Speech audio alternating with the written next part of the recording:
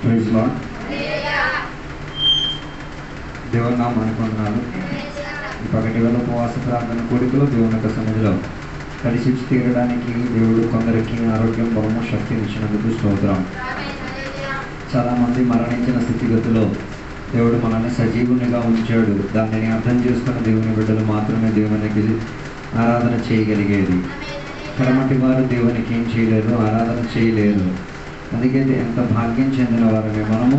దేవునికి ఆరాధన చేయడానికి ఉన్న ఆరోగ్యాన్ని, బలాన్ని, శక్తిని దేవుడు మనందరికీ ప్రసాదించారు. ఈ ఒకటి వేళ దేవుడు మనతో మాట్లాడుతున్న నిమిత్తం దేవుని యొక్క సన్నిధిలో మనం ప్రార్థన సహకారంగా కూర్చుందాం. దేవుని యొక్క వాక్య గ్రంథాల్లోకి మనం పరిశీలనలోకి వెళ్దాం. 1 కొరింథీయులకు రాసిన పత్రిక 2వ అధ్యాయం దాని 14-15 వచనాలు ఎవరైనా ఒకరు గట్టి శబ్దంతో స్ఫురణతో అర్థం చేసుకోగలిగే విధానంగా చదివి సాయం చేయాలి. ప్రకృతి సంబంధమైన మనుషుడు దేవుని ఆత్మ విషయములను అంగీకరింపడు. అవి అతనికి పెరితనముగా ఉన్నవి. అవి ఆత్మానుభావము చేతనే వివేచింపదను కనుక అతడు వాటిని గ్రహింపజాలడు. ఆత్మ సంబంధమైన వాడు అన్నిటిని వివేచించును, కానీ అతడెవడి చేతను వివేచింపబడడు. చాలు. అక్కడ చదివిన వాక్య భాగములో ఆత్మ సంబంధి అన్న పదాన్ని ఉపయోగించారు. ఇంగ్లీష్లో దానిని స్పిరిచువల్ మ్యాన్ లేకపోతే ఆత్మీక మనిషి అన్న రీతిగా విభజించుకొని చెప్పబడినట్టుగా మనకి కనబడుతున్నది. దేవుని యొక్క బిడ్డలుగా చాలామంది ఇప్పుడు కూడా ఆత్మీయతను అర్థం లేనట్టుగా జీవించుచున్న తరగతిలో జీవించిన కాలంలో ఉన్నారు. ఆత్మీకులు అంటే నటించేసి ఆత్మీకులని చెప్పుకొని తిరుగుతున్న ఒక ప్రణాళికలో మనం జీవించుచున్నాం. ఈ పగటి వేళ దేవుని యొక్క వాక్య సందేశంలో నుంచి నీకు ఒక అవగాహన కలిగి తీరాలి. అసలు నువ్వు ఆత్మీక మనిషివేనా, నీలో ఆత్మీక పోలికలు ఉన్నాయా లేదా, లేకపోతే నీకు ఆత్మీక సంబంధం ఉందా లేదా, ఈ పగటి వేళ ఒక వివేచన నీలోకి వచ్చి తీరడానికి వాక్య పరిచర్య సహాయపడి తీరునుగాక. అక్కడ చదివిన వాక్య భాగంలో రెండు రీతి కలిగిన మనిషి గురించి చెప్పబడుతున్నట్టుగా మనకి కనబడుతున్నది. ఒకటి శారీరక ప్రక్రియలో జీవించుచున్న మనిషి, దాని గురించి నేను పట్టుకోవాలనుకోవట్లేదు. రెండోదిగా ఉన్న భాగం ఆత్మీకతలో సంబంధించి జీవించిన వాడి గురించి బైబిల్ చెప్తున్నట్టుగా అక్కడ మనకి కనబడుతున్నది. ఆత్మీక మనిషి అని చెప్తే ఇంకొక భాషాంతరంగా ఆత్మలో ఎదుగుదల పొందుకున్న ఒక సర్వాంగ పురుషుడని చెప్పుకోవచ్చు. ఆత్మలో బలపడి ఉన్న ఒక వ్యక్తి, లేకపోతే ఆత్మ అధికంగా తనని ప్రారాపణ చేసి నడిపించుచున్న ప్రణాళికలో పరిపక్వత పొందినవాడు అని చెప్పగలవచ్చు. అందుకే అక్కడ చెప్పిన మాటల్లో 15వ వచనం చెప్తున్న మాట, ఆత్మలో ఉన్నవారు చూసారా, ఆత్మ సంబంధం కలిగిన వాడు అన్నిటినీ ఏం చేస్తాడు? వివేచించడం అంటే పరీక్షించడం, పరిశోధించడం, దానిలో నుంచి ఏం చేసుకోవడం, తెలుసు అవసరమైన దానిని మాత్రమే ఏం చేసుకో తీరేది, ఎంచుకోగలిగి తీరేది. ఈ పగటి వేళ నీకు ఒక ప్రశ్న వచ్చి తీరాలి. నిజంగా నీవు ఆత్మీకుడివా లేకపోతే ఆత్మీకతను నటించేవాడివా అన్నది ఈ పగటి వేళ వాక్య పరిచర్యలో అర్థమై తీరుతుంది. ఆత్మీక మనిషిగా ఉండి తీరాలంటే దానికి కొన్ని ప్రణాళికలు దేవుని యొక్క వాక్యం నేర్పించి తీరుతున్నది. మొదటిగా బైబిల్ గ్రంథం యోహాను సువార్తల పుస్తకం 3వ అధ్యాయం 5-6 వచనాలు చదివినప్పుడు, నికోదేమి అని చెప్పిన ఒక మనిషి యేసయ్య దగ్గరికి వచ్చినప్పుడు ఆయనను యేసయ్య చెప్పిన ఒక మాట ఉన్నది. ఆయనతో యేసయ్య చెప్పిన ఒక మాట, ఒకడు కొత్తగా జన్మించకపోతే తప్ప, ఎలా నీటి ద్వారాను పరిశుద్ధాత్మ ద్వారాను ఒక మనిషి మరలా జన్మించకపోతే ఆయన దేవుని యొక్క రాజ్యములో ఏగాడు ప్రవేశింపలేడు అన్న వాక్యోపదేశాన్ని ఎక్కడ చెబుతానని కనబడుతున్నది. అలాగైతే మొదటిగా ఆత్మీకంగా జన్మించిన వాడు, ఆత్మీక సంబంధి మొదటిగా ఏమై తీరాలి? దేవుని యొక్క వాక్యోపదేశము ద్వారా జన్మించాలి. అక్కడ రాయబడిన పదములో ఒక మాట మనకు కనబడే, నీళ్ళు ద్వారా ఆత్మ ద్వారా ఆయన ఏం చేసుకు తీరాలి? జన్మించుకు తీరాలి. ఇది చాలా మంది దేవుని బిడ్డలు తప్పుగా బోధిస్తూ చెప్తూ ఉంటారు. నీళ్ళు అన్న దానిని బాప్తిసంగా చెప్పేసి వ్యాఖ్యానం, అది తప్పుటి బోధ, వాక్యం దానికి సహకరించట్లేదు. ఎఫెసీ పత్రిక 5వ అధ్యాయం 26వ అధ్యాయం ప్రకారముగా దేవుని యొక్క వాక్యాన్ని నీళ్లుగా వ్యాపించి వ్యాఖ్యానపరిచినట్టుగా మనకి కనబడుతున్నది. దానిని ఆధారం తీసుకొని యోహాను సువార్త 3వ అధ్యాయం 5-6వ వచనాన్ని కలిపి చదివేస్తే మనకి తెలిసొచ్చే భావం, యేసయ్య మనల్ని జన్మింపచేసేది దేవుని యొక్క వాక్యము ద్వారా. నీళ్లు అని ఉపయోగించినది దేవుని యొక్క వాక్యం ద్వారా జన్మింపబడిన వాడు. రెండోది ఆత్మ ద్వారా, దానిని పరిశుద్ధాత్మ అని చెప్పి తీరొచ్చు. అలాగైతే నీ జన్మ, ఆత్మీక పురుషుని యొక్క జన్మ ఎలా జరిగి తీరేది? దేవుని యొక్క వాక్యోపదేశం ద్వారాను, రెండోదిగా దేవుని యొక్క పరిశుద్ధాత్మ శక్తిని ద్వారాను. దీనిని అర్థం చేసుకు తీరాలంటే యేసయ్య జన్మించిన జన్మ క్రమావళి నీకు అర్థమై తీరాలి. యేసయ్య జన్మించిన క్రమావళిలో బైబిల్ సెలవిచ్చిన మాట, ఆయన తల్లిదండ్రుల ఇష్టానుసారంగా జన్మించలేదు. నువ్వు జన్మించింది మీ అమ్మ నాన్న పెళ్లి చేసుకొని వారు ఇష్టపడ్డారు కాబట్టి వాళ్ళకి ఆ కోరిక, ఏ కోరిక? పిల్లలు కనాలన్న కోరిక ఉన్నది కాబట్టి నువ్వు జన్మించావు. దాని అర్థం నీకు నీ అమ్మ నాన్న కలయిక ఒక ప్రభావం ఉంది. యేసయ్య జన్మకు ఏం లేదు, అమ్మ నాన్న కలయికకు ఏం లేదు, ఏ రీతి కలిగిన ప్రభావం లేదు. అందుకే తన జన్మ ప్రత్యేకత చెందిన జన్మ. చాలా వేదన కలిగిన భావం ఏంటిది అంటే, దేవుని బిడ్డలో కూడా యేసయ్య జన్మను ప్రశ్నించుకొని క్రైస్తవులుగా ఆత్మీయులుగా నటించేస్తున్నారు. చాలా మందికి ఇప్పుడు కూడా తెలియదు. అనుకుంటున్నా యేసయ్య జన్మ ఏదో మామూలు. యేసయ్య జన్మ మామూలు జన్మ కాదు, యేసయ్య జన్మ ప్రత్యేకత చెందిన జన్మ. అందుకే చాలా మంది దేవుని యొక్క బిడ్డలకు కూడా సందేహం కలుగుతుంది, ఆదాము జన్మించినట్టుగా యేసయ్య కూడా జన్మించాడు. నో, ఆదాముకున్న శరీరం కాదు యేసయ్యకున్న శరీరం, ఆదాముకున్న రక్తం కాదు యేసయ్యకున్న రక్తం. ఆదాముకున్న రక్తానికి యేసయ్యకున్న రక్తానికి రెండు రీతి కలిగిన భేదగతి ఉంది. ఆదాముకున్న సృష్టికి యేసయ్యకున్న జన్మకి తేడా ఉంది. అది ఒక్కటి కాదు. చాలా మంది ఇది ఒక్కటని నమ్మేస్తున్నారు. నమ్మేస్తే ఏమవుతుందో తెలుసా? నీ రక్షణ జీవితం పాడైంది. ఆదామును దేవుడు సృష్టించారు, వెరీ గుడ్. కానీ యేసయ్యను కూడా దేవుడే సృష్టించి తీరింది. ఆదాము సృష్టిలో ఏ రీతి కలిగిన కలయిక దేవుడు ఇచ్చారో అదే కలయిక కాదు ఎవరిలో యేసయ్య. అందుకే బైబిల్ చెప్పిన మాట, యేసయ్య జన్మించిన కాల తరగతిలో వాక్యం ఏమై తీరింది? శరీరం ధరించుకు తీరేంతటి ఆత్మ ప్రవాహం వచ్చింది. రెండు శక్తులు తన మీద మరియా ఒక శరీరంలో ప్రభావితం అవ్వడం వలన ఏమై తీరింది? ఒక పుట్టుక జరిగి వచ్చి తీరింది. అలాగైతే రక్షణ పొందిన దేవుని బిడ్డల యొక్క జీవితం ఎలా వాక్య శక్తి ద్వారాను పరిశుద్ధాత్మ శక్తి ద్వారా ఉన్న కలియక ద్వారా ఏమై తీరాలి? ఒక అదృశ్యమైన జన్మ నీలో జరిగి తీరాలి. అలా జన్మించిన వాడే ఆత్మీయంగా జన్మలోకి వచ్చిన వాడు. దాని అర్థం నువ్వు రక్షణ పొందే చర్యలో వాక్యం నీ హృదయంలో ఏం చేయాలి? పని చేయాలి. రెండోది ఆత్మశక్తి నీ హృదయంలో పని చేయాలి. వీటి ఇరువరి కలయిక మూలంగా ఏమొచ్చి నీకు పశ్చాత్తాపం వస్తుంది. ఏమి? నేను పాపిని, నేను దుష్కర్మిని, నేను అన్యాయస్తుడిని, నేను వ్యభిచారిని, నేను బైబిల్లో రాయబడిన పాపాలన్నిటికీ నాకేముంది? సాదృశ్యం ఉంది అన్నది సొంతంగా అడిగి అర్థం అవ్వాలి. చాలా మంది బలవంతంగా రక్షణ పొందిన వాళ్ళే, బై ఫోర్స్. ఈరోజు నువ్వెలా జన్మించావు నువ్వే పరిశోధించు. ఇప్పుడు కూడా కొందరికి అర్థం కావట్లేదు ఏది పాపమో. వాక్యం వారికి ఏం చేయట్లేదు, తెలియపరచట్లేదు. నా ప్రాబ్లం కాదు, నీ ప్రాబ్లం అది. నీకు అది వాక్యం నాకు అర్థం కావట్లేదు. అందుకే వాక్యం ఎంత ఘోరంగా చెప్పినా పశ్చాత్తాపం ఎక్కడ రావట్లేదు, వాక్య పరిచర్య తర్వాత రావట్లేదు. కారణం ఏంటిది? వాక్యముతో నీకే రీతి కలిగిన జన్మస్పందన లేదు.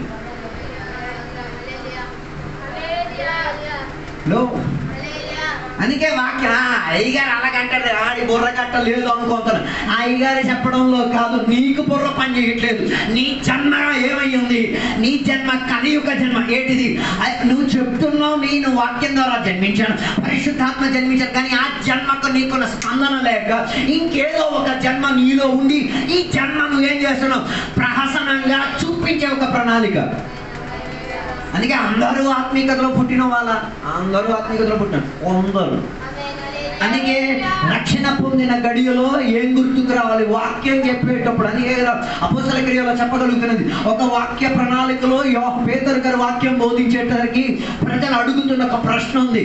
ఇప్పుడు మేము ఏమి చేసి తీరాలి అంటే వారికి అర్థం కాలేదు.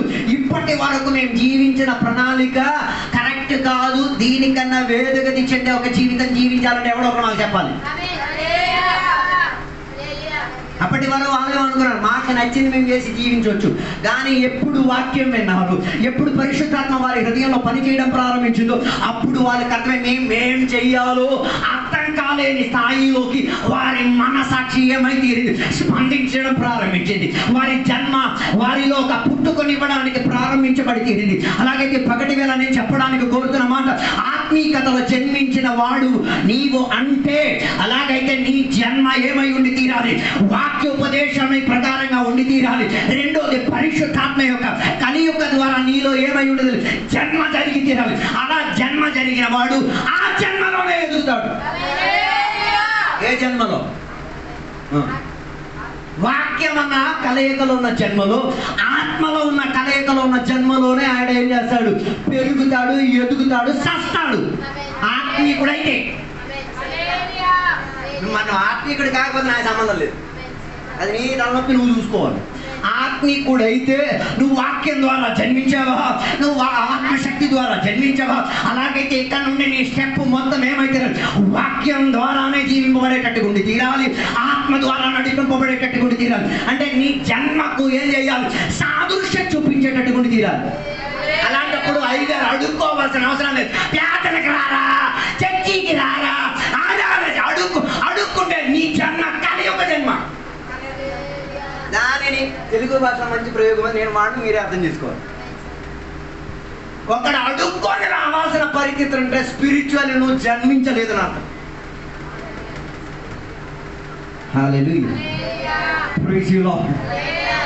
దాని అర్థం ఇంకా అందుకే కొందరికి సువార్తకి రాదు, ప్రార్థన చేయలో, ఉపవాసం చేయలేదు. దాని అర్థం నీలో ఆ స్పార్క్ లేదు, నీలో ఆ జన్మ జరగలేదు. అందుకే నీకు ఆ స్పార్క్ రావట్లేదు. ఇంకెవడో ఏం చెయ్యాలా, పందిని మేపినట్టుగా ఎంతకాలం. హలో, అలాగైతే పగటి వేళ నీ జన్మను కాస్త సరి చేసుకో. వాక్యం ద్వారా జన్మించబడి తీరడానికి, ఆత్మశ్వాస ద్వారా జన్మించి తీరడం. మరియా చేసింది ఏంటో తెలుసా? మరియా దగ్గరికి దేవదూత వచ్చి సందేశాన్ని చెప్పారు. ఏంటో నీకు ఒక సంతానము జన్మించబోతున్నాడు. అప్పుడు ఆమె చెప్పిన మాట ఏంటో తెలుసా? నేను పురుషుని ఎరగటలేదు, అది ఎలా నా జీవితంలో సంభవించి తీరేది. అప్పుడు దేవుడు నువ్వు భయపడాల్సిన అవసరం లేదు, నువ్వు కాస్త అనుమతిస్తే చాలు, నువ్వు కాస్త అవకాశం ఇస్తే చాలు, నేను మిగతా పని చేసి తీరుతానని దేవుడు వాగ్దానం చెప్పిన పిమ్మట వాక్యం క్రియ చేయడం ప్రారంభించింది, పరిశుద్ధాత్మ క్రియ చేయడం ప్రారంభించింది. ఆ శరీరం లోపల పిండం ఆటోమేటిక్ గా డెవలప్ అవ్వడం ప్రారంభించి తీరింది. అలాగే ఆత్మీయుడిలో కూడా అదే ఆటోమేటిక్ గా ఏది వాక్య శక్తి ద్వారా, ఆత్మశక్తి ద్వారా, ఆ కలయిక ద్వారా జన్మ జరిగినది ఏమై తీరాలి, కొత్త జన్మగా మారి తీరాలి. అదే దానినే కొత్తగా. పాతగా జన్మించడం అంటే మీ అమ్మ నాన్న ఇష్ట ప్రకారం పాత జన్మది. అందుకే యోహాను సువార్త 3వ అధ్యాయం 5-6 వచనం చదివేటప్పుడు శరీరములో జన్మించినది శరీరానికి ఏం చేసి తీరుతుంది, అలవాటు చేసుకుంటుంది. ఆత్మలో జన్మించిన దానిని, ఆత్మలో ఉన్న దానిని ఆత్మ ద్వారా దానిని ఏం చేసుకునేది, స్వీకరించుకు తీరేది. అందుకే వేషధారణ ఎందుకు చేసింది చాలా మందిలో ఆత్మీయులని, ఆత్మలో జన్మించేసి శారీరకతను చూపించుతున్నాను కాబట్టి నీ జన్మ కరెక్ట్ కాదు, నువ్వు ఆత్మీకంగా జన్మించలేదు, నీలో ఆత్మీకత పరిపక్వత రాదు. You cannot be spiritually mature. ఆత్మీకంగా ఏం చేయలేవు, పరిపక్వతలోకి రాలేవు. అందుకే ఈ కాన్ఫ్లిక్ట్ ఎప్పుడు ఉంది, ఏది శరీరానికి ఆత్మకి ఎప్పుడు ఏముంది, ఒక పోరాటం ఉంది. అందుకే కదా ఆత్మ విషయంలో నీకు చెయ్యాలని ఆతృత ఉంది, శరీర విషయం నేనేం చేసి తీరుతున్నది, డామినేట్ చేసే ప్రభుత్వ పరిస్థితి తీరుతున్నది. అప్పుడు నీవు వివేకముగా ఆత్మలో జన్మించిన ఆత్మీకంగా జన్మించిన వాడన్న పరిజ్ఞానం ఉన్నోడు చెప్తాడు, శారీరక సుఖం నాకు అక్కర్లేదు, ఆత్మీక సౌకర్యం కొరకు శారీరక సుఖం నేనేం చేసి తీరా, త్యజించడానికి, చంపి తీరడానికి, నిష్ప్రయోజనం చేసి తీరడానికి రెడీ అయిన వాడే ఆత్మికంగా మెచ్యూర్ అయిన వాడు. లేకపోతే మొత్తం నటించుకొని జీవిస్తాడు. నటించి పాట పాడేస్తారు, నటించి రైగర్ని మోసం చేసేస్తారు, నటించుకుని దేవుని కోసం అని చేస్తారు, నటనతో అన్ని చేసేస్తారు. వాస్తవికత ఏం లేదు, ఆయనలో ఏ రీతి కలిగిన స్పందన లేదు. అందుకే ఈ పగటి వేళ దేవుని బిడ్డలారా, నీవు జన్మించుకు తీరాలంటే ఈ పగటి వేళ దేవునికి చెప్తావు, దేవో నీ వాక్యం నన్ను జన్మింపచేసి తీరాలి, నీ ఆత్మశక్తి నన్ను జన్మింపచేసి తీరాలి. వాటి ద్వారా నేను శిశువు అవ్వాలి, వాటి ద్వారా నేను ఎదుగుదల పొంది సంపూర్ణ పురుషునిగాను సంపూర్ణ స్త్రీగాను ఆత్మీయతల పరిపక్వత పొందినవాడుగా రావాలి. దాని అర్థం నీ జన్మ కరెక్ట్ కాకపోతే నీ ఎదుగుదల డిఫెక్ట్ లోకి వచ్చేస్తుంది. అందుకే కొందరు జన్మించారు రక్షణలో, ఎందుకు తెచ్చి విచ్చి పెట్టేశారు? ఎప్పుడో వీడి ఎదుగుదల ఏమైపోయింది, జన్మించిన ప్రక్రియ నుంచి దాటిపోయింది. హలో, ఆత్మీకంగా జన్మించిన వాడుకున్న ఒక సిద్ధాంతం ఉంది. ఏంటో తెలుసా?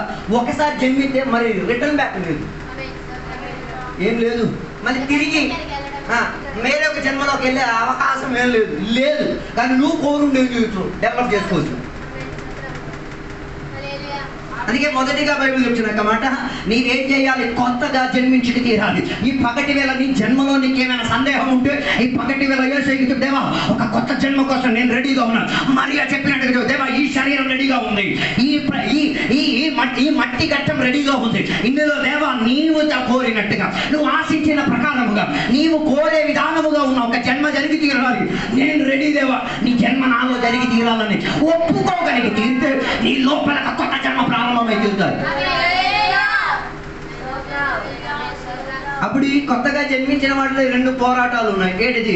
ఒకటి శారీరక పోరాటం, రెండోది ఆత్మిక పోరాటం. వీటి రెండిట మధ్య నలిగిపోవడం కాదు, వీటి రెండిట మధ్య నిర్ణయం తీసుకోగలిగిన వాడు ఆత్మికంగా ఎదుగుదల పొందిన, ఆత్మికంగా జన్మించిన వాడని చెప్పవచ్చు. రెండోదిగా బైబిల్ చెప్తున్న మాట, మొదటి కొరింథీయులకు రాసిన పత్రిక 2వ అధ్యాయం 16వ వచనం చెప్తున్న మాట, దేవుని యొక్క మనసు కలిగిన వాడై ఉంటాడు, ఆత్మీకంగా జన్మించిన వాడు. మై గాడ్, కొత్తగా జన్మిస్తేనే దేవుని మనసు నీకు అర్థమయ్యింది. కొందరికి ఇప్పుడు కూడా ఎవడు మనసు 25 సంవత్సరాలు చర్చికి వచ్చి అయ్యారు మనసే తెలియదు ఇప్పటికి.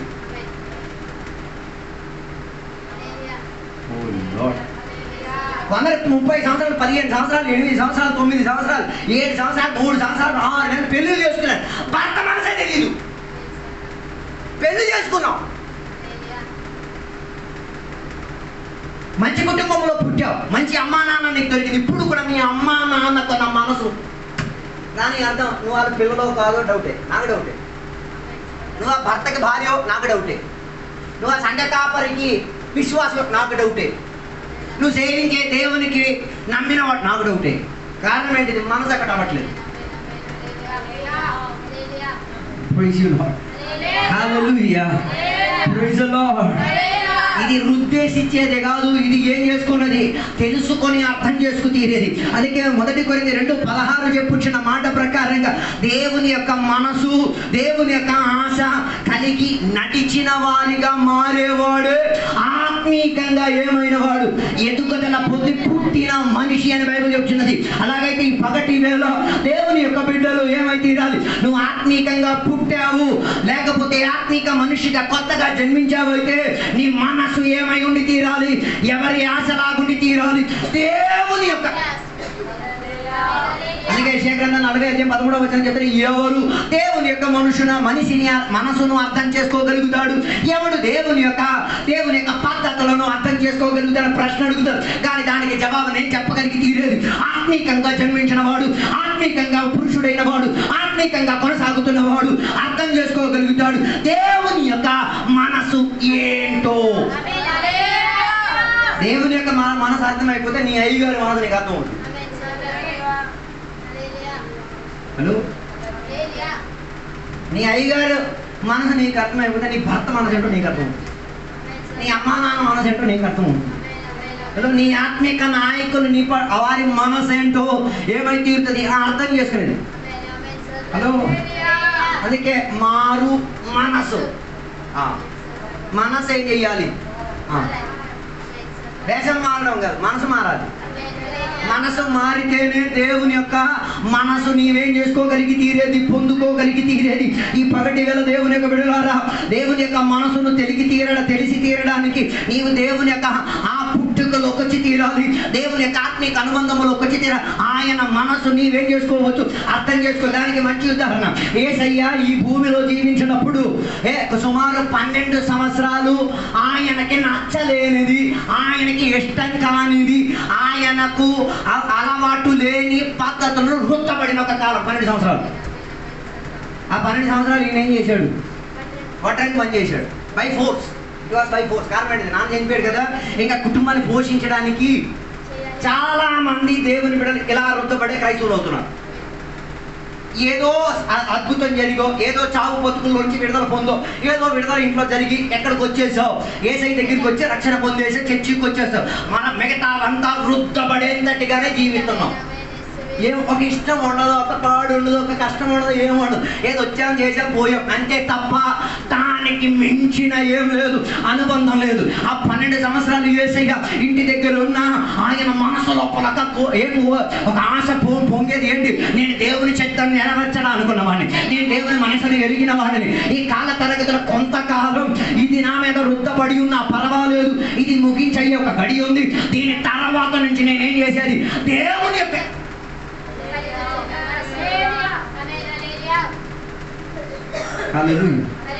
అందుకే యేసయ్య 12 వయసున ఆయన దేవాలయానికి వెళ్ళినప్పుడు ఆయన చెప్పిన ఒక పదం ఉంది, నేను నా దేవుని యొక్క పనిని నేనేం చేసి తీరుతున్నాను, కొనసాగి మనసది. ఆయనకి ఎవడు చెప్పాడు? నాన్న చెప్పాడా, అమ్మ చెప్పాడా? నువ్వు అక్కడికి వెళ్ళి చెయ్యాలి. అమ్మ నాన్న మర్చిపోయారు, 3 రోజుల పాటు ప్రయాణం అయిపోయారు. 3 రోజులు ఎలా తిండి తినారో నాకు అర్థం కాదు. నువ్వు నీ అమ్మ నాన్న కుటుంబీకులు గొప్ప అనుకుంటున్నావు కదా, వాళ్ళు మర్చిపోయే సిద్ధాంతాలు రెడీ అవుతాయి. వారి మనసుకు తెలిసేదానికన్నా మిన్నగా గట్టిగా సెంటెన్స్గా దేవుని మనసు ఎరిగి తీరడానికి ఆత్మీయంగా ఉన్నవాడు, ఆత్మీయంగా కొత్తగా జన్మించినాడు ప్రయాసపడాలి. అందుకే రెండోదిగా చెప్పిన మాట, ఎవరి మనసు? క్రీస్తు మనసు మనకి కలిగి ఉండి తీరాలి.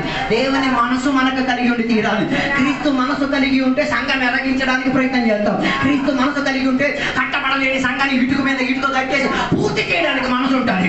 దేవుని యొక్క మనసు నీలో ఉండి చెప్తే నీ సేవకుడు, నీ ఆత్మీయ నాయకుడు ఎక్కడెక్కడికి వెళ్తున్నాడు ఆయన వెనకాల నువ్వు వెళ్తావు. నీ పని నా కష్టంగానే. అందుకే ఈ కాలంలో దేవుని బిడ్డలకి అర్థం కావట్లేదు. ఏది దేవుని? అందుకే నేను చెప్పిన ఆత్మీయులు కాదు, కొంత చాలా మంది ఆత్మీయులు కాదు. అందుకే ఆలయానికి నేను వెళ్ళాలా, పనికి వెళ్ళాలా తెలియట్లేదు. చర్చికి వెళ్ళాలా, పనికి వెళ్ళాలి. ఏది నీకు శాశ్వతం?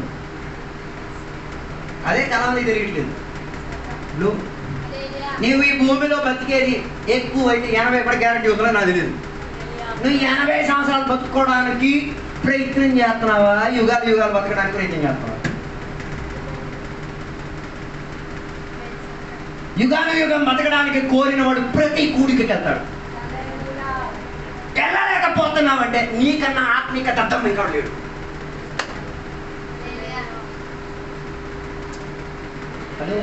మీ ప్రేమలో చెప్పకపోయినా ఆరాధన చేయడం నాకేం ప్రాబ్లం లేదు. నేను మెల్లిగానే చెప్తాను, గుండెకి తగిలేటట్టుగా చెప్తాను. అది నీ జీవితంలో మార్పు చెంది తీరాలి. అందరూ వచ్చి చెప్తే ఏమమ్మా సువార్త మా అమ్మకి బాగాలేదు. నువ్వెప్పుడూ ఆత్మీయతలో పత్రం అయిపోయావు. దాని అంటే నువ్వు ఎంచుకోలేకపోతున్నావు. 80 సంవత్సరాలు నీ అమ్మ నీతో ఉంటుంది, దాని తర్వాత నీతో ఎవడు ఉంటాడో దానికి స్టోరీలు రెడీగా ఉంటాయి. నేను దీనికోసం రాలేదయ్యా, ఇది మనసు దేవుని ఎరిగి తీరితే అమ్మకి రోగమైనా పర్వాలేదు, ఉద్యోగం లేకపోయినా పర్వాలేదు, తినడానికి రేపటికి తిండి లేకపోయినా పర్వాలేదు, మనసు దేవుని దయ తీరితే వాటి మీద ఆలోచించిన వాడి గురించి దేవుడు ఏం చేసి ఆలోచించడానికి మనసు కలిగి తీరుతుంది. అందుకే కాలంలో నటన ఆదివారమే మనకే కనబడేది. ఏం నటించేస్తారు ఆత్మీయతని. మిగతా రోజు నీకు ఆరాధన ప్రార్థన ఉండదు. ఆదివారం నాకు నీకు చెప్పట్లు ప్రియుడు వెళ్ళలేకపోతాను. నేను వినడం కాదు, ప్రియేక దేవుడు వినలేకపోతున్నాడు. కారణం ఏంటిది? అందులో ఏం లేదు, ఆత్మీయత లేదు. ఆదివారం మాత్రమే నేనేం చేయాల, మరి మిగతా రోజు ఎవరిని చూసుకోవడానికి వెళ్ళాలి? హలో,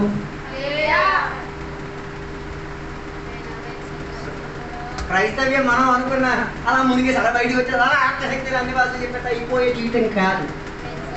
ఉద్యోగం కూడా నిన్ను ఏం చేస్తుంది? ఇస్తిఫా ఇచ్చేస్తుంది. దేనికి? దేవుని మనసులోకి ట్యూనింగ్ అయితే. దేవుని మనసు కొరకు ఆశ, దేవుని మనసు కలిగిన వాడు ఏం చేస్తాడు? ఎప్పుడూ సంఘముగా కూడుతాడు, ఎప్పుడూ స్వార్థ చేస్తాడు, ఎప్పుడు దేవుని నామాన్ని కనపడతాడు. అప్పుడు ఆడికి గుర్తు రాదు ఎలా నేను బతికేది, ఎలా నా కుటుంబం. దానికి మంచి ఉత్తరం మీ అయ్యగారినే మీరు చూడండి. 3 ఎకరాల పొలం ఉంది, ఎప్పుడైనా వెళ్ళి పని చేయి, ఎక్కడ పిలిచి పని చేయండి వెళ్ళారు. నీకు కానీ అలాగంటే అవకాశం కదా, ఆయన పేరు కోసేసి మరి వెళ్ళిపోతాం.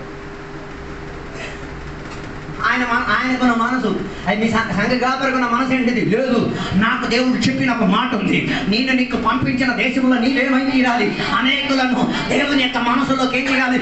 రూపాంతరం తెచ్చి తీరాలి. దానికి నీవు నీ పొలాన్ని ఏం చేయకూడదు? పని చేయకుండా ఉంచి తీరడానికి మనసుని.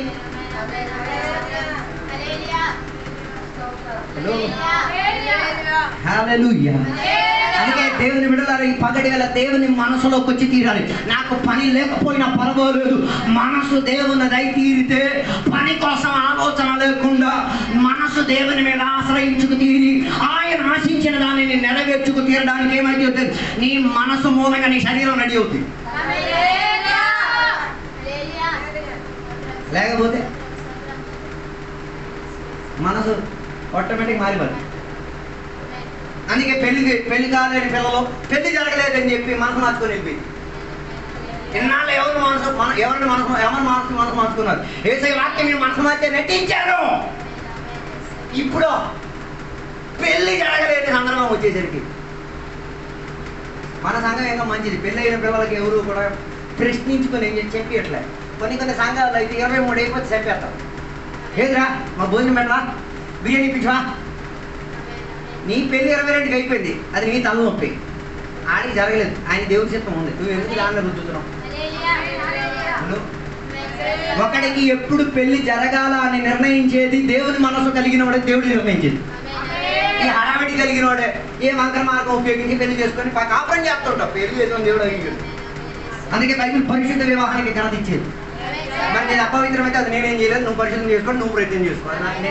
అది నీ మనసు, అది నీ మనసు మీద నేను వదిలేస్తున్నాను. అందుకే నేను చెప్పొచ్చే మాట, క్రీస్తు మనసు కలిగిన వాడు. అందుకే యేసయ్య దేవుని యొక్క మనసు కలిగిన వాడు కాబట్టి రాత్రులు ప్రార్థన చేసేవాడు, ఎప్పుడు పడితే అప్పుడు ఏం చేసేవాడు? పరిచయం చేసేవాడు. మరి దేవా పరిచయకు వచ్చినా యేసయ్య మరలా ఎక్కడికి వెళ్ళలే, పనిలోకి వెళ్ళలే, మరలా అమ్మా నాన్న దగ్గరికి వెళ్ళలే. అమ్మా నాన్న ఒకరోజు అమ్మ సహోదరులు యేసయ్యను ఒకసారి చూడడానికి వచ్చేటప్పుడు కూడా యేసయ్య ఏం చేయలేదు. మనమైతే మా అమ్మ, మా అన్నయ్య, మా తమ్ముడు వచ్చారు, నిలబడతారు, అందరూ చప్పట్లు కొట్టి దీవించండి అని. కాకపోతే యేసయ్య నాలు కాదు, దేవుని యొక్క చిత్తవృత్తిని, దేవుని యొక్క మనసును ఎరిగిన వారు, నాకు సహోదరుడు, నాకు సహోదరి, నాకు తల్లి, నాకు తండ్రి. అలాగైతే అలాంటి యొక్క పరివారంలో, అలాంటి యొక్క కుటుంబములు ఆత్మీకతగా జన్మించిన వాడు ఆత్మిక మనసులో దేవుని యొక్క మనసు కలిగి ఉండి జీవించగలిగి తీరేది. అలాంటి వాళ్ళకే మారు మనసు కావాలి. హల్లెలూయా.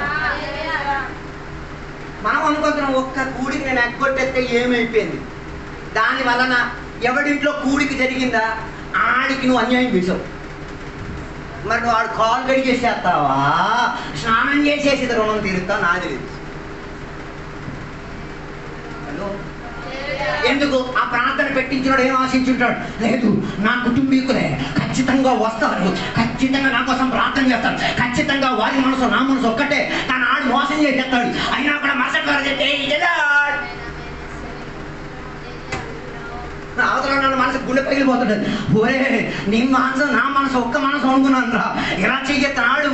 ఇష్టం లేకపోయినా ప్రేతులాడతాడు. అది నిన్ను నవ్వించడానికి లోపల గుండెగమైపోతున్నది, బట్టలైపోతున్నది. మనసు నాది కాలేదు కదా. ఆడు వెంటనే చేశాడు, నన్ను శపించడు, నువ్వు నాశనం అయిపోయినా ఆడు దేవుని దేవుని మనసు నీడికి ఇవ్వు దేవా, ఆత్మిక పరిపక్వత నువ్వు దేవా. ఎలాగైతే పరిశోధించుకో, ఎన్నిసార్లు ఆత్మికుడని నటించేసి ఎందరిని గాయపరిచేది ఇది దేవుని మనసు అని చెప్పుకుంది.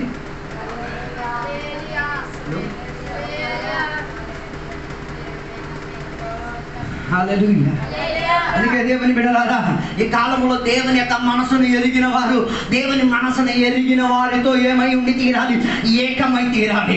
దేవుని యొక్క మనసు కలిగిన వారు ఒకే రీతిగా ఏం చేయాలి, నడవడానికి, జీవించి తీరడానికి, ఆధారపడి తీరడానికి ప్రయత్నం చేసుకు తీరాలి. అందుకే రెండోదిగా ఉన్న మాట, ఆత్మికంగా ఉన్న పురుషుడు లేకపోతే ఆత్మికంగా ఉన్న ఆ వ్యక్తిత్వం ఏం చేసుకు తీరుతాడు, దేవుని యొక్క మనసు కలిగేటట్టుగా తన జీవితాన్ని మార్చుకుంటాడు.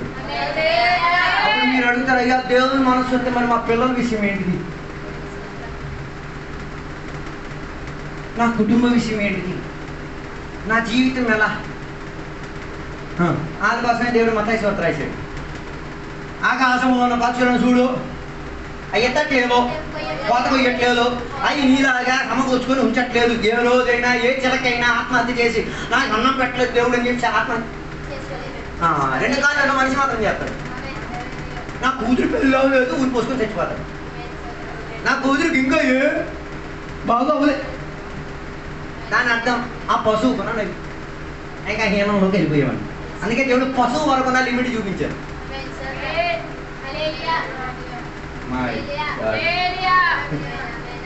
పశువులతో సంభాషించిన తర్వాత రేపటి గురించి ఆలోచించేవాడు ఎవడు? దేవుని బిడ్డ కాదు.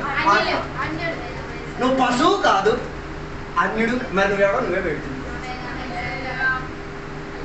దేవుని మనసు ఉంది కాబట్టి దేవుడు ఆ మనసులోకి రావడానికి ఈ ఉదాహరణలన్నీ ఇచ్చి చెప్పారు. ఆ ఉదాహరణలు ఇచ్చేటప్పుడు కూడా ప్రజలకు ఏం అర్థం కాలేదు, ఆత్మీయంగా స్పందన కాలేదు, దేవుని మనసు అంటే ఏంటో అర్థం కాదు. ఈ పగటి వేళ దేవుని బిడ్డలారా, నీ పిల్లల భవిష్యత్తు గురించి కాదు, నీ వ్యక్తి పరిస్థితి ఎలా గడుగుతుందన్న విషయం కాదు, అది ఇంకా నడిపించుకు తీరడానికి నువ్వు నమ్మిన దేవుడు, నీకు ఆత్మీయతను ఇచ్చిన దేవుడు, నీకు కొత్త జన్మను ఇచ్చిన దేవుడు, ఆయన శక్తివంతుడే, ఆయన నపుంసకుడు కాడు,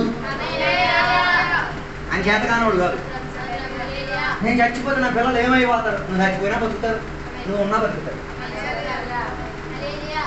దేవుని మనసులో కలిగి తెచ్చేస్తే చాలు. అందుకే కదా కొన్ని సంఘాల్లో విశ్వాసుల మనసు అయ్యగారి మనసు కావద్దు.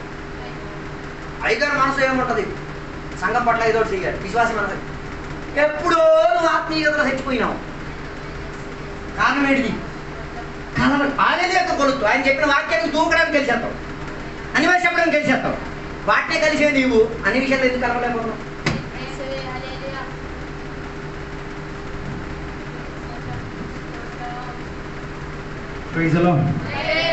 మూడోదిగా బైబిల్ చెప్తున్న మాట 2 కొరింథీయులకు రాసిన పత్రిక 5వ అధ్యాయం 7వ వచనం చెప్తున్నమాట, ఆత్మీక పురుషుడు జీవించేది ఎలాగ తెలుసా? ఆయన అదృశ్యముగా విశ్వాసము ద్వారా ఏం చేసుకు తీరుతాడు, జీవించి తీరుతాడు. ఆయన వెలుచూపు వలన జీవించడు, బదులుగా దేని ద్వారా జీవించారు? 90% దేవుని బిడ్డల పని పని పని. నువ్వు దేని ద్వారా జీవిస్తున్నావు? నమ్మలేకపోతున్నా. పని నాకు దొరకకపోయినా ఇంటికి సొమ్ము వస్తుందని నమ్మలేకపోతున్నావు. నా పెళ్లి లేట్ అయిపోయినా పర్లేదు, దేవుడు టైంకి విశ్వాసముతో ఉన్న తెస్తాడని నువ్వు, దేవుడిని రోగాలు స్వస్థపరుస్తాడని నమ్మగలుగుతున్నావు. భవిష్యత్తులో దేవుడు ఇది చేతగానోడు. నీ రోగాన్ని దేవుడు నయపరిచేస్తారట, నీ ప్రార్థనకి దేవుడు జవాబిచ్చేస్తారట, నీకు కావాల్సిన విడుదల దేవుడు చేస్తారు, అప్పుడు చేస్తారు, తర్వాత ఇవ్వరట. దాని అర్థం నువ్వు ఆత్మీయతలో జన్మించలేదు, ఆత్మీయంగా ఏం లేదు, క్రీస్తు మనసు నీకు లేదు. ఆత్మీయంగా నువ్వు నడిచేది అలాగా వెలుచూపు వల్ల. అందుకే చాలా మంది మనలోకి వెళ్ళిపోయి ఎందుకు పని లేకపోతే కోనికి ఇవ్వగలిగేది? నీకు ఎవడైనా కోనికి ఇచ్చేవా లేదు అడుగుతున్నారా? దర్శనం ఇచ్చారా లేదా ఎవడైనా అడుగుతున్నాడు? నువ్వు ఇవ్వకపోయినా వచ్చి కూర్చోగలిగితే విశ్వాసంతో దేవుడు నడిపించుకోగలుగుతాడు. అందుకే నాకు ఆశ్చర్యం కలిగిన ఒక విధవరాలు గురించి బైబిల్లో ఉంది. ఆ విధవరాలు కరువు కాలంలో ఏం చేసిందో తెలుసా? ఇంట్లో కాస్త కాస్త మాత్రమే ఆహారం కొరకు సదుపాయాలు ఉన్నప్పుడు ఎక్కడికి వెళ్ళింది? కర్రలేపు. మన కాలం ఈ కాలంలో ఉన్న రాయగడ సంఘ బిడ్డలు అయితే మరి చెప్పలేరు, పని బయలుదేరుతారు. మరి ఆ కరువు కాలంలో ఎవరికి పని ఇస్తారు? అవి ఆమెకు పని ఇచ్చే ఆ కాలం కాదు. ఆమెకు అర్థమైంది, నాకు పని దొరికే కాలమే, నేను కాస్త ఏం చేస్తాను, కరలేరు. దాని భాగ్యమో దేవుని కృపో దేవుని హస్తమో తెలియదు, కానీ నేను నమ్ముతున్నాను నిజంగా దేవుని కృపే. నేను కళ్ళ ఏరుకోవడానికి వెళ్ళడము, అటు నుంచి అభిషక్తుడు రావడము. ఒక్కటే వీళ్ళు. అందుకే ఆ కథ ఇంటికి వెళ్ళి మీరు చదవండి. అభిషక్తుడైన సేవకుడికి ముందే దేవుడు చెప్తాను, నేను సరాఫాతుల ఎవరిని నేను సిద్ధపరిచాను, ఒక పేద విధవరాలను నేను రెడీ చేశాను, నువ్వు ఆడకి బయలుదేరు. మా న్యాయంకి ఇన్ఫర్మేషన్ ఇచ్చారా లేదా బైబిల్ చెప్పట్లేదు, కానీ ఆమెకు మాత్రం ఇన్ఫర్మేషన్ తెలిసింది. ఏంటి, నన్ను ఎత్తికొచ్చిన ఒక అయ్యగారు ఉన్నాడు, ఆయనకి నేను ఎలా కనబడాలి, ఏదో పని విశ్వాసంలో పని చేసేటట్టు కొన్ని విశ్వాసులు ఉన్నారు, వెలిసూపుతోనే జీవిస్తారు, వెలిసూపుతోనే అయ్యగారికి వెళ్తారు. ఆదివారం నేను చూడొచ్చు ఈ వెలిసూపుతో వచ్చిన వాళ్ళని. పాట మాత్రం పెడతా, వెలిచూపు వలన జీవించను విశ్వాసము వలనే.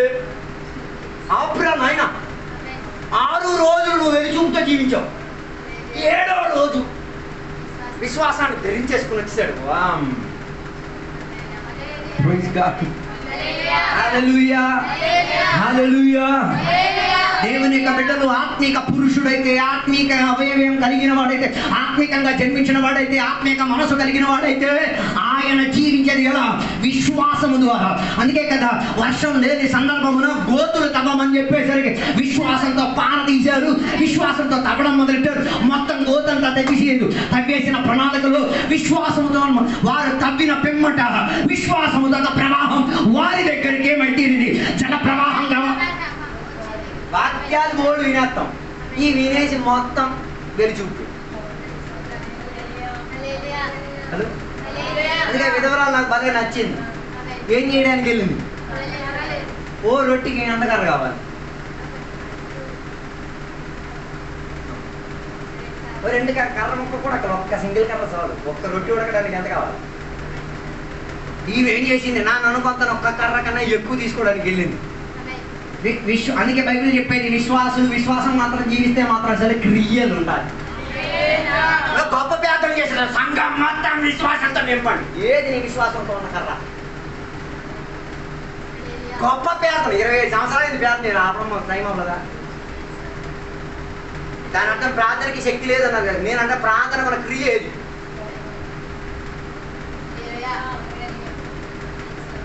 గొప్ప ప్రార్థన ఆత్మలతో నింపండి దేవో, కుర్చీలు సరిపోకూడదు దేవా. నేను అడిగేది ఏది? విశ్వాసంతో ఉన్న కర్రలు. విశ్వాసముతో క్రియ చేసి వెలిచూపుతో ప్రార్థన చేసేసావు. హలో, మన చర్చి నిర్మాణం గత 32 సంవత్సరాల నుంచి ప్రార్థన చేసిన ప్రార్థనా విషయం ఎక్కడి వరకు వచ్చింది? చివరి గడువులోకి వచ్చింది. అప్పుడు కూడా క్రియ రావట్లేదు. అందుకే స్లాబ్ వేసేటప్పుడు అయ్యగారు చెప్పాల్సిన పరిస్థితి. గొప్ప వెళ్ళి చూపే ఊరోళ్ళందరికీ తెలిసింది. అంతవరకు నిర్మాణం వచ్చింది. ఈ 7 విశ్వాసంతో జీవించిన వారికి ఆత్మీయులు అంటున్నారు, ఆత్మలో జన్మించారు అంటున్నారు. I have a question. నాకు అందులో ఒక ప్రశ్న ఉంది. హల్లెలూయా, థ్యాంక్ యూ. విశ్వాసముతో జీవించిన వాడు విశ్వాసముతోనే చూస్తాడు. అందుకే అబ్రహాముకి దేవుడు చెప్పిన నేను నీకు సంతానాన్ని ఇస్తాను. కానీ వెలుచూపు వలన ఆయన ఏం చేసుకున్నాడు? ఒకరిని తెచ్చుకున్నాడు. దాని వలన ఇప్పుడు ఒకటి దాని సమస్య ఏం చేయలేదు, తీరలేదు. ఓకే, అది అలాగే ఉంచండి. వెలుచూపుతో విశ్వాసాన్ని అడ్డం పెట్టేసుకొని తెచ్చుకున్న కొన్ని ఉన్నాయి కదా, అది జీవితాంతం నీకు తన్నేది. ఇప్పుడు కూడా అర్థం కావట్లేదా? అర్థం కాలేదు. దేవుడు అబ్రహాముకు వాగ్దానం ఏమిచ్చారు? నేను నీకేమిస్తాను? బహు సంతానాన్ని ఇస్తాను. అప్పటికే ఆయనకి ఏం లేదు సంతానాలు. వీడు వెలుచూపోవాలని హాగారు అందగత్తి సూపరు, ఈమెతో నేను సంసారం చేసుకుంటే మస్తు అందగాడు, 7 అడుగులు, మంచి బొగ్గలో, మంచి శరీరం, తొడగల తిప్పితే మనుషులు పడిపోతారు అనుకున్నాడు. వెలుచూపుతో ఏం చేసుకున్నాడు? చూసి తెచ్చుకున్నాడు. నేటికి కూడా వెలుచూపుకున్న ప్రభావం ఆగలే. ఇప్పుడు అలాగే అభిషేకం ఆరాధన అన్నీ రావాలి. హల్లెలూయా. ఆయనకి అర్థమైపోయింది, వెలుచూపుతో నేను చేసిన దానికి ఒక జీవితాంతం. అది చచ్చిపోయిన తర్వాత కూడా ఇప్పుడు కూడా అనుభవిస్తాను. ఉన్నారా నాతో కలిసి? నేను వాక్యమే మాట్లాడుతున్నాను, వేద శాస్త్రాలు ఏంటి మాట్లాడట్లేదు. హల్లెలూయా, ప్రైజ్ యు లార్డ్. దేవునికి స్తోత్రం. హల్లెలూయా. దాని దాని అర్థం వెలుపు చూపు ద్వారా విశ్వాసాన్ని అడ్డం పెట్టేసుకొని ఏదైనా నువ్వు తెచ్చుకున్నావు అనుకో, నువ్వు సచ్చాక కూడా దాని ప్రభావం ఇంకా. ఇవన్నీ వినేసరికి మీరు అనుకుంటారు, ఓరు నాడు ఇంత కష్టం ఇవన్నీ విడిచిపెట్టి వెళ్ళిపో, ఇవన్నీ విడిచిపెట్టేమి వెళ్ళక్కర్లేదు. విశ్వాసంలోకి వచ్చి వెలుచూపు వలన పొందుకున్న దానిని ఎదిరించడానికి ఒక సైన్యం తయారు చేసి, ఎవరికి చెప్తున్నానో నేను నాకే అర్థం కావట్లేదు. వెలుచూపు వలన తెచ్చిన ఇష్మాయేలు యొక్క ప్రభావాన్ని అణిచివేసి తీరడానికి వాగ్దానముతో దేవుడు ఇచ్చిన దానిని విశ్వాసము ద్వారా తయారు చేసుకొని ఒక సైన్యముగా తయారు చేసుకొని నిలబెట్టు. ఆడు ఆ వెలిచూపుతో ఉన్న దాని పట్ల యుద్ధం చేసేసి విశ్వాసముతో యుద్ధం చేసిన సమావేశముగా మారి తీరగలి. ఇది అర్థమైందంటే నీ ఆత్మిక జీవిత ధన్యత.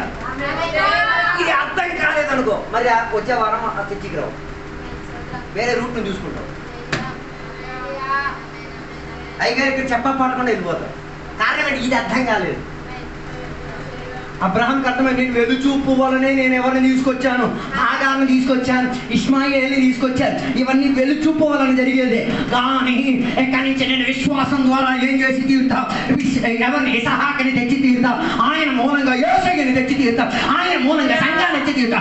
ఇప్పుడు రారా ఇష్మాయేలు, ఇప్పుడు రారా హాగారు, ఏం చేయగలిగి తీరేది? ఎక్కడున్న సైన్యం విశ్వాసముతో జీవించాను.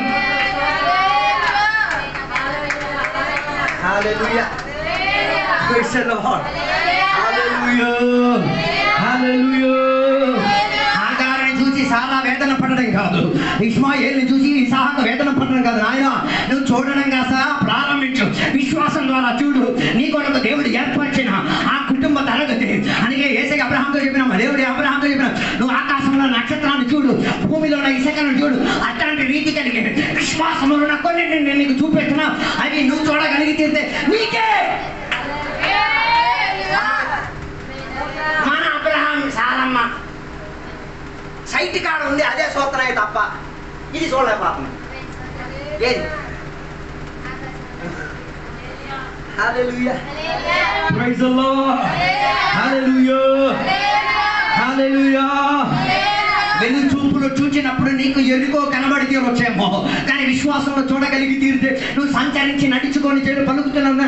యేసు రక్తమే జయం, యేసయ్య రక్తములో విడుదల, యేసయ్య మా కొరకు యాగమవుతున్నాడు, యేసయ్య నా కొరకు సస్తాడు, యేసయ్య నా కొరకు పునరుత్థానం అవుతాడు. యేసయ్యే నీకు వందనము స్తోత్రం అని చెప్పి గాన ప్రతి గానం ఉచ్చరింపు సఖ్యముతో ఆ చుట్టూ ఎరికో చుట్టూ తిరిగేటప్పుడు నువ్వు వెలు చూపుతో చూచింది కాదురా నాయన, విశ్వాసం ద్వారా పునాదిని చూడు, కదిలి ఇరగొచ్చేది నీకు. Praise the Lord. Hallelujah. Hallelujah. Praise the Lord. నేను చూడాలి. Faith. Hallelujah. Praise the Lord. అందుకే విధవరాలు ఏం చేసింది? కర్రలు ఏర్పడండి, విశ్వాసంతో కర్రలు ఏర్పడానికి వెళ్ళింది. నేను ఒక భాషాంతరం చదివినప్పుడు ఆమె ఏరుకున్న కర్ర 2 కర్ర ముక్కలట. అది మనం చెప్పలేము, కానీ ఆయన చెప్పిన భావన నేను తీసుకుంటున్నాను. ఆ కర్ర ముక్కకున్న ఒక చెక్కలో యేసయ్య ఎక్కాలంటే 2 కర్ర ముక్కలు చాలు. యేసయ్య సిలువ వేయబడి తీరాలంటే 2 కర్ర ముక్కలు చాలు. ఆయన సిలువ వేయబడి తీరుతాడు. ఆయన సిలువ వేయబడి తీరితే నీ విశ్వాసం జీవం చెందుకోవడానికి ప్రారంభించుతుంది. నీ ఆత్మీయత శుభ ప్రయాణం అయితే తీరుతుంది. నీ అక్కరలని తీర్చబడి తీరుతాడు. నీ కుటుంబం గట్టెక్కుతాడు. ఈ అరణ్య వేళలో లేకపోతే ఈ వర్షము కరువు ఉన్న స్థితిగతుల్లో నీ కుటుంబం గట్టెక్కడం మాత్రం కాదు, నీ కుటుంబం మూలంగా కొన్ని కుటుంబాలు కూడా ఏమైతే ఉంటుంది, పోషింపబడి తీరుతాడు, రక్షింపబడి తీరుతాడు, సంరక్షణ పొంది కారణం నువ్వు నడిచింది విశ్వాసము ద్వారా. హల్లెలూయా. అందుకే విశ్వాసం ద్వారా ఏం చేయాలి? పెళ్లి కాలేని వాళ్ళు విశ్వాసంతో ఏం చేయాలి? ప్రార్థన చేయమని. విశ్వాసంతో ఉన్న భర్త వస్తున్నాడు, లేకపోతే అది చూడలేదు అనుకో, డిస్కో రాజా వస్తాడు, నేను పెళ్లి చేస్తాడు, నీ ప్రయాణం తీస్తాడు. అదే కదా మన సంఘాల్లో జరుగుతున్నాయి. ఓ కళ్ళద్దాలు వేసి ఓ బైక్ వేసేసి డిస్కో రాజా వచ్చేసరికి ఈ విశ్వాసంతో ప్రార్థన చేసిన విశ్వాసరాణి డిస్కో రాజాతో రెడీ అయిపోతుంది పెళ్లి చేసుకోవడానికి.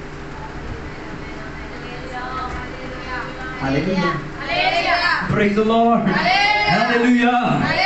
వివాహ విషయం గురించి ఆలోచిస్తున్నావా? నీ పిల్లల విషయం గురించి ఆలోచిస్తున్నావా? నీ ఇల్లు విషయం గురించి ఆలోచించున్నావా? నీ వ్యక్తిపర విషయం గురించి ఆలోచిస్తున్నావా? ఒక్కసారి విశ్వాసంతో దాన్ని నేను చేయి క్రియలో కొంత చేయడానికి ప్రారంభించుకు తీరు. నిన్న మేము సువార్తకి వెళ్ళినప్పుడు ఒక ముసలమ్మని కలిసి ఆ అమ్మ కొన్న దర్శనం మన సంఘంలో ఉన్నటువంటి బాగుంది. ఆ అమ్మ కొన్న పొలం సత్య ముందు ఎవరికి రాసి ఇచ్చేది తెలుసా? సంఘానికి రాసి ఇచ్చేది. అయ్యో చర్చి కట్టండి. ఆ ఊరిలో ఒక్క విశ్వాసం కూడా లేదు. మేము సువార్త చేస్తాం. ఈ అమ్మ పరిగెట్టి వచ్చి మాతో కలిసి పాటలు పాడుతున్నాయి. నడవడానికి ఓపిక లేదు, బక్కగా ఉంది, ఇంకా హూ అంటే పడిపోద్ది. అలాంటి అమ్మ కూడా వస్తుంది, పాట పాడుతుంది. అయ్యో ప్రార్థన చేయండి, సాక్ష్యం చెప్తుంది. అయ్యో చర్చి నుంచి ఇక్కడ ఊరికి నమ్మిన నీ చేసే పని గొప్ప పని, ఇక్కడ ఎవరో ఒకరు మారుతారు. మీ అమ్మ మీరు కూడా ఇక్కడ చూడండి, నేను చెప్తున్నానమ్మా, చచ్చే ముందు వరకు నేను చెప్తూనే ఉంటా. ఆమె చెప్పింది, అమ్మ రేపో ఇల్లులో నేను చచ్చిపోతాను, ఏమైపోతానో తెలియదు, కానీ నా ఆశయము ఏంటి? విశ్వాసముతో నా ఆశయం చావదయ్యా. సంఘం కట్టించే ఏం దర్శనం. ఒక్కడు కూడా లేనప్పుడు రోడ్డు పక్కన చర్చి కట్టేసి సూపర్ చేసేసి మన అమ్మకడికి పాస్టర్ గారు వస్తున్నాను, 2 వారాలకు ఒకసారి వస్తున్నారు అయ్యా. ఆయన రాకపోయినా పర్లేదు, నేను మాత్రం కూర్చొని ఏం చేస్తున్నాను? ప్రార్థన చేస్తున్నాను.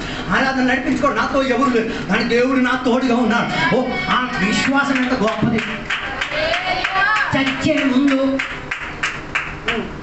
చచ్చే ముందు ఆ కోరిక నాకు చివరి కోరిక, చచ్చిపోయే సమయం ఎవడు కూడుతారో కోరుతారో కూడా నాకు తెలియదు, కానీ నేను చచ్చే ముందు నా విశ్వాసము నేనేం చేసి తింటా, నేను చేసిన క్రియ కనబడేటట్టు.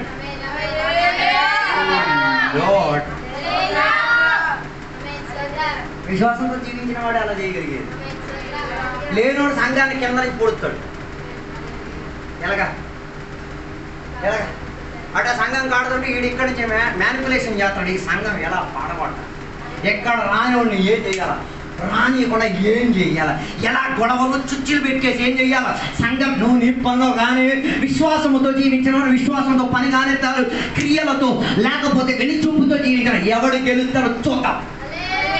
చరిత్ర నీకు నాకు టైం ఇస్తుంది, నీకు నాకు అవకాశం ఇస్తుంది. వెళ్ళి చూపుతో జీవించిన వాడు కోత కోసే జీవిస్తాడు, విశ్వాసములో క్రియలు చేసిన వాడు విశ్వాసంతో కోత కోసేది కనబడుతుంది. అలాగైతే ఆత్మీకులుగా జీవించిన పురుషుడు, ఆత్మీకంగా ఉన్న దేవుని బిడ్డలు, ఆత్మీకంగా జన్మించిన వారు, ఆత్మీకంగా క్రీస్తు మనసు కలిగిన వారు, ఆత్మీకంగా ఉన్నవారు విశ్వాసముతో ఏం చేయాలి?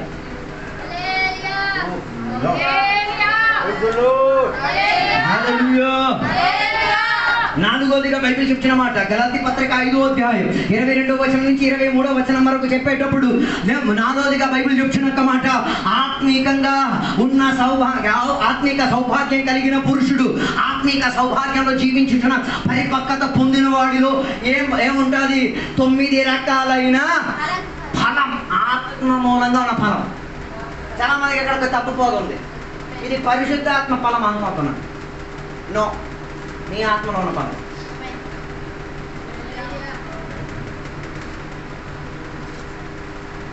తొమ్మిది ఉన్నాయి.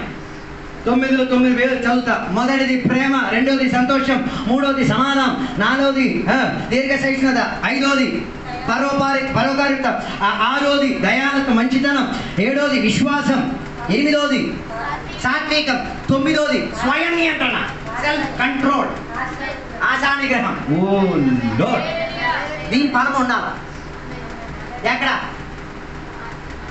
చర్చిలో కాదు, నీ పక్కింట్లా. నీ పక్కింటి అమ్మ నిన్ను పొడిచేటప్పుడు ఆమెకి జాయ్ దొరకాలి, సంతోషం దొరకాలి. నేను గొడ్డలతో నరకడానికి వచ్చాడు, సంతోషం కనబడాలి ఆమెకి.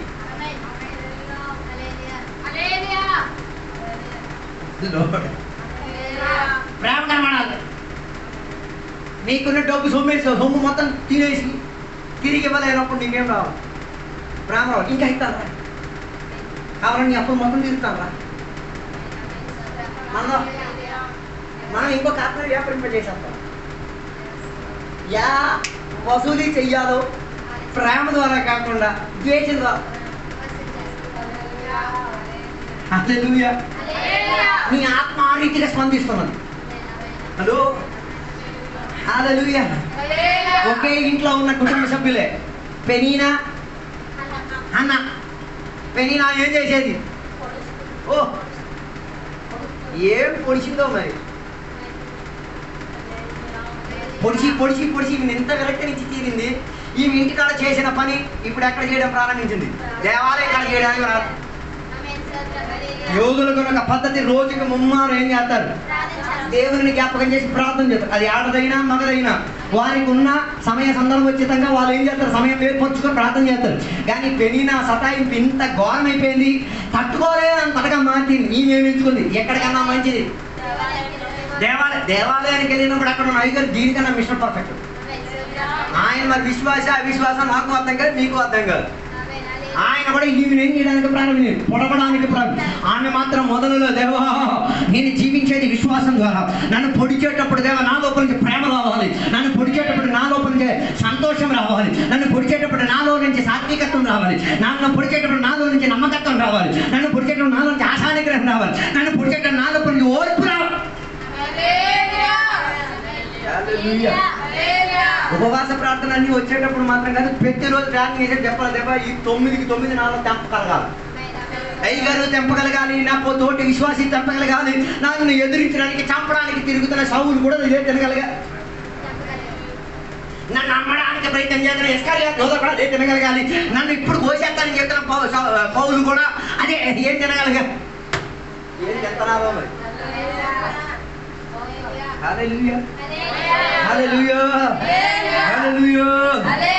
ఆత్మీకులను మీరు చూడండి, ఎంత బాధ పెట్టినా ఆ చిరునవ్వు మాత్రం మొక్కనించవద్దు.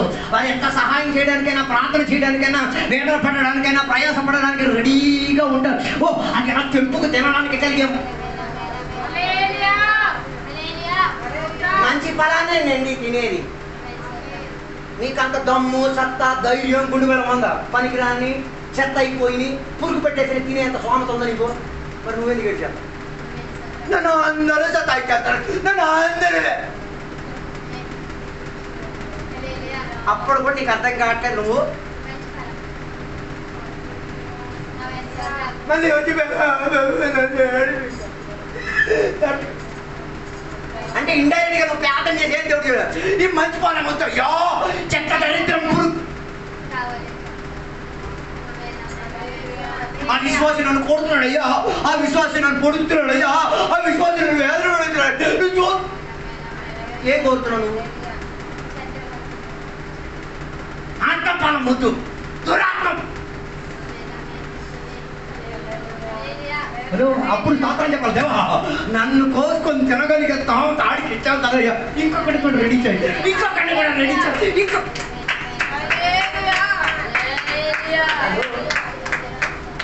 అందుకే కదా సంఘం విడిచిపెట్టి వెళ్ళే వరకు మనం ప్రార్థన తెంపుదేనరా, నన్ను బాధ పెట్టి నీకు సుఖాన్ని బాధ పెట్టుకో, నా పేక కోసి నీకు సుఖాన్ని కూసుకో, నన్ను దగ్గరించేసి నీకు సుఖం చూసుకో.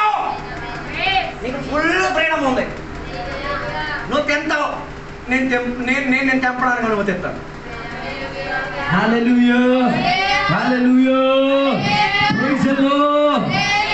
నీ ఆత్మ ఆ రీతిగా స్పందన కలిగి ఉండి తీరాలి, నీ ఆత్మ ఆ రీతిగా ఫలింపునిచ్చి తీరాలి. అలాగే తీరితే అందరూ నిన్ను తెంపి తెంపి తెంపి చెట్ల నుంచి ఫలం తెంపు తినాలని చెప్పి చెట్టు ఎప్పుడైనా బాధపడితే ఇంక నేను ఫలం కాదు, నేను ఇంకా ఫలాన్ని కాస్తా తెంపుకునే. ఈ నేల మీద పడి పురుగు అవ్వడం కన్నా ఎవరో ఒకటి దీని ఎవరికి చెప్తున్నానో నేను నాకే అర్థం కావట్లేదు. హల్లెలూయా. నీ భర్త నిన్ను తెంపుతున్నాడు, అందుకే ప్రార్థనకు పంపించట్లేదు. నీ భార్య నిన్ను తెంపుతున్నాడు, అందుకే ప్రార్థన చేయడానికి ఇవ్వట్లేదు. నీ పిల్లలు నేను బాధ పెట్టాను, నిన్ను తెంపుతున్నాడు. నువ్వు దానికి ఎందుకు లాభపాలన అయిపోతున్నావు? నువ్వు ఆత్మలో జన్మించినవాడైతే, నీ మనసు ఆత్మలో జన్మింపబడి క్రీస్తు మనసు అయితే, నువ్వు ఆత్మలో జీవింపజేసి విశ్వాసంలో జీవించుచున్నావైతే ఫలం వచ్చేటప్పుడు ఏం పెడుతున్నావు? అయ్యగారు ఇంటికి వెళ్ళి అయ్యగారు నాకు ఇలా చేసి ఏం పెడతాడు అయ్యగారు, నేను ఆయన ఏం చేస్తాడు? ఆయన సంతోషిస్తాడు, కానీ నీ బాధ చూసి ఆయన సంతోషిస్తాడు. ఆయన చెప్పలేడు, చెప్తే నువ్వు మళ్ళీ రావు. ఏమని? అమ్మా నీలో ఫలం వచ్చిందమ్మా, ఆనందించాలమ్మా, ఫలం చేస్తున్నాడు. నువ్వు ఏడ్చి ఆ పిచ్చిదాలుగా ఎందుకు అయిపోతున్నావు? అది ఫలం తింటా, నువ్వు ఆనందించి ఇప్పుడే కదా అందరికి విందు పెట్టాలా. అప్పుడు లోపల నా పూర్ పని చేయట్లేదు, నాకు గుండె లోపల నుంచి రక్తం కాదయ్యా, వ్యసం. ఫలం ఉంది నీలో. బైబిల్ చెప్పినమాట, మంచి చెట్ల మంచి ఫలం కాచి ఉన్నది, వల లోపల మంచి చేపలనే ఎంచుకొని ఉంచుకు తీరేది. దాని అర్థం వలలో చిక్కొచ్చినప్పుడు చెడ్డది కూడా ఉంటది, చెడ్డది ఆ రేవున పడి ఉంటుంది, మంచిది మార్కెట్కి వెళ్తుంది, మంచిది వంటగదిలోకి వెళ్తుంది, మంచిది కారం పోసి ఫ్రిడ్జ్ లో పెట్టబడుతుంది, మంచిది అందరూ తింటారు. నువ్వు ఆత్మలో పరిపక్వత పొందిన వాడైతే చెప్పుకోవడానికి అవకాశం ఇవ్వచ్చు కదా.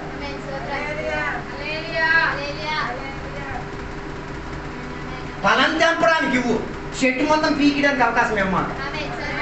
ఎన్ని చెప్పొచ్చే కారణం ఇదే. ఫలం తెంపడానికి అవకాశం వచ్చి నువ్వు పేదం చేసి ఐదు వీళ్ళు కూడా ఏ పీకెత్త మళ్ళీ ఏమవుతుంది, ఫలమేంటి మళ్ళీ ఆ ఏరియాలో ఏమో. హల్లెలూయా. యేసయ్య అంజూరపు చెట్టును శపించడానికి ఉన్న ఒక్క కారణం ఏంటి, అందులో లేదు, ఫలం లేదు. ఆ రోజు యేసయ్య వచ్చినప్పుడు ఫలం లేదు కదా, దాని ఆయన తిరిగి వచ్చే ఒక సందర్భం ఉంది. అప్పుడు దానిలో ఒక శిఖరింపు ప్రారంభింపబడతాయి, అప్పుడు వాటిలో ఫలము చెట్టు, అప్పుడు యేసయ్య తెంప. ఒకనాడు యేసయ్య శపించారని చెప్పి ఇంకొకనాడు యేసయ్య వచ్చేటప్పుడు మళ్ళీ శపించడానికి కాదు. ఒకనాడు యేసయ్య వచ్చేటప్పుడు గొడ్డలతో నరకడానికి వచ్చారు, ఇక రెండో మారు వచ్చే నరకడానికి కాదు, దానిలో ఫలం కోసుకు తినడం.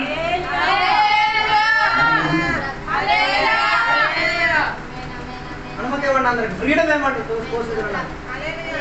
నేను వేతన పెట్టిన వాడికి చెప్పండి, తినరా ఎంత కావాలో నింపు. దయచేసి ఒక్క వినప్తి, అది పురుగు పట్టనివ్వకూడదు, తిని నీ కక్కుకి సావా. హలో, ఆత్మలో జీవించిన మనిషి స్పందించాల్సింది ఇలాగా. హల్లెలూయా, హల్లెలూయా. అనేక మంది స్వయం నియంత్రణ లేకుండా నిన్ను గుద్దడానికి గుద్దురా గుద్దు, ఎంత కావాలో నన్ను గుద్దు, నేను మాత్రం తిరిగి నేను నిలబడే ఉంటాను, నియంత్రణతో ఉంటాను. మాటల్లో నియంత్రణ, చేతల్లో నియంత్రణ, క్రియల్లో నియంత్రణ, అన్ని విషయాల్లో కంట్రోల్. ఆహారంలో నియంత్రణ, కొన్నిటి గది లేదు. పంది అయినా అడిగిన బాగా తింటుంది. హలో, సెల్ఫ్ కంట్రోల్ అంటే ఫుడ్ కూడా లిమిట్ అయిపోతుంది. లిమిట్ లేదు అనుకో, లిమిట్ తెప్పించడానికి దేవుడు ఏదో ఒకటి పెడతాడు. అప్పుడు మందులు తిని లిమిట్లోకి రావాల్సి వస్తుంది. ఏది మంచిది? లిమిట్లో మనం ఉండడమే. హల్లెలూయా. మనకున్న పరిమితి లోపల మనం ఉండి తీరాలి. ఆహారానికి ఒక పరిమితి ఉంది, అన్ని ఆత్మీయ విషయాలకు ఒక పరిమితి ఉంది, దానిని మించి మనం ఏం చేయకూడదు, దాటిపోకడానికి దేవుడు మనకి స్వయం నియంత్రణ ఇచ్చారు. అందుకే నా మాటలు నేను ముగించాలనుకోవచ్చిన, విశ్వాసముతో ఉన్న దేవుని బిడ్డలను ఏం చేయగలిగి తీరాలి, ఫలం కనబడి తీరగలిగే, తెంపగలిగే. ఎవరో తెంపుతారో నీ ఆత్మిక స్థితిగతి కొట్టుకుంటుంది. అంతే కదా. ఇప్పుడు మామిడికాయ సీజన్ వచ్చింది, మామిడికాయని చూసినప్పుడల్లా రోడ్డు మీద వెళ్ళిన వ్యక్తి ఆమ్ బూమ్ బూస్గాడు కూడా కొట్టేశారు. ఆడికి ఆ చెట్టుకి ఏ సంబంధం ఉండదు, ఆడికి ఆ చెట్టు నాటినోడితో ఏ సంబంధం ఉండదు, ఆడికి ఆ చెట్టుతో ఏ సంబంధం ఉండదు, ఆడికి ఆ ఏరియాకి ఏం సంబంధం. వీడు కూడా ఏం చేస్తాడు, వీడికి అర్థం కాబట్టి ఇదా కొడితే కూడా పడేది వాళ్ళ ఇంటికాడే, మళ్ళీ దీన్ని తీసుకోవడానికి మళ్ళీ దొంగలించడానికి వెళ్ళాలి. కొందరు విశ్వాసాలు పద్ధతి అలాగే కొడుతున్నాడు, అవి పడేది అక్కడే, అది ఆ వచ్చినట్టు దొంగలించుకొని తీసుకెళ్ళాలి. మరి ఆడ విశ్వాసం అంటారు. ఎలా విశ్వాసం? దేవుడు నీకు ఫలం ఇచ్చేసి ఫలం ఫ్రీగా దొరకాలి తప్ప ఎవరైనా ఒకటి దొంగలి. ఒక పాస్టర్ గారి ఇంటికి ఒక దొంగదుడి కథ చెప్పి ముగించేశారు. ఒక పాస్టర్ గారి ఇంట్లో ఒక దొంగదురాడు.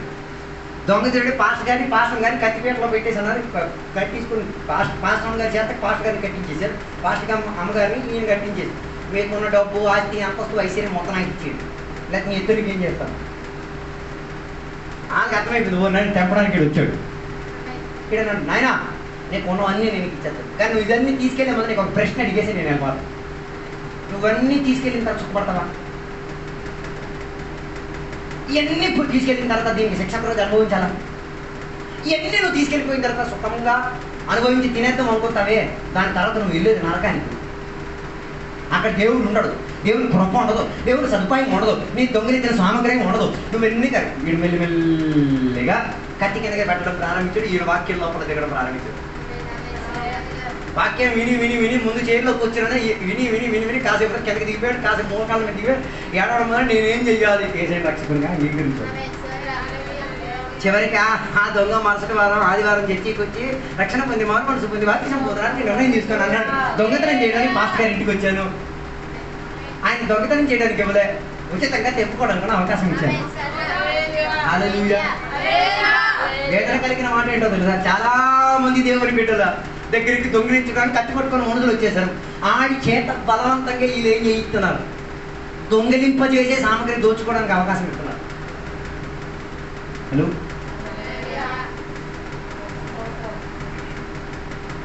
అందుకే నా మాటలు నేను ముగించాలని కోరుచున్నాను. ఈ పగటి వేళ నీ మనసాక్షితో ఒక ప్రశ్న ప్రారంభించి అడుగు. వాస్తవికంగా నువ్వు ఆత్మికంగా జన్మించిన వాడా? ఆత్మిక జన్మలోనే కొనసాగుతున్నావా? ఈ పగటి వేళ ఒక్కసారి దేవుని యొక్క సన్నిధిలో అడిగి, దేవుని సన్నిధిలో ఒక ఒప్పందంలోకి రా. దేవా, నన్ను సహాయం చేయలేవా? నన్ను కొత్తగా జన్మించావు నీవు. ఆ జన్మలో నేను క్రీస్తు మనసులోకి వచ్చి తీరాలి, విశ్వాసములో నడిచి తీరాలి. దేవా, ఫలం కాసేవాడిగా ఉండి తీరాలి, సహాయం దయచేయండి అని ఈ పగటి వేళ పశ్చాత్తాప మనోభావముతో, కన్నీటితో, దేవుని సన్నిధిలో నలిగిపోయిన హృదయముతో, దేవుని సన్నిధిలో శబ్దము ఉచ్చరింపు కాని సఖ్యముతో మూలుగుతున్న వేదనతో, అన్య భాషలతో దేవునికి వందనాలు చెప్పో, లేకపోతే పగిలిన స్వరములతో దేవునికి వందనాలు చెప్పి ఏ రీతిగా దేవునికి నువ్వు సేవించాలో ఆరాధన చేయాలో నాకు తెలియదు, నీకు ఎలా స్పందన కలుగుతున్నదో ఆ రీతిగా ఈ రాత్రి ఈ వాక్య పరిచర్యకు చివరి గడియలో స్పందించేసుకో. వీటి వలన నీకు ఒక మారు మనసు వచ్చి తీరిందంటే కొన్ని రోగాలు ఇప్పుడే విడుదలై తీరుతాయి, కొన్ని బంధకాలు ఇప్పుడే ఇరిగి తీరుతాయి, కొన్ని శాపాలకి ఈరోజు ఒక ఉన్మూలనం జరిగి తీరుతాయి, కొన్ని అదృశ్యమైన శక్తి నీలో నుంచి పారిపోతాయి, కొన్ని దుష్టాత్మల యొక్క ప్రభావం ఈరోజు నిష్ప్రయోజనమై తీరుతాయి, నీ కుటుంబం పట్ల ఒక కంచె దిగిపోబడుతుంది. ఈ వేళ నీ ఆత్మిక స్థితిగతులు కొన్ని మార్పులు జరిగి తీరుతాయి. అందుకే పగటి వేళ దేవుని యొక్క సన్నిధిలో ప్రార్థన చేసిన సందర్భమున ఒక్కసారి దేవుని దగ్గర ప్రశ్నించడానికి అడుగు. దేవా, ఆత్మిక స్థితిగతి నాలో లేకుండా పోతున్నది, కొత్తగా జన్మించిన భావ స్థితిగతిని చంపేశాను. దేవా, నా మనసు దేవా ఏవేవో వాటిలో లక్ష్య పెట్టేటట్టుగా మారింది.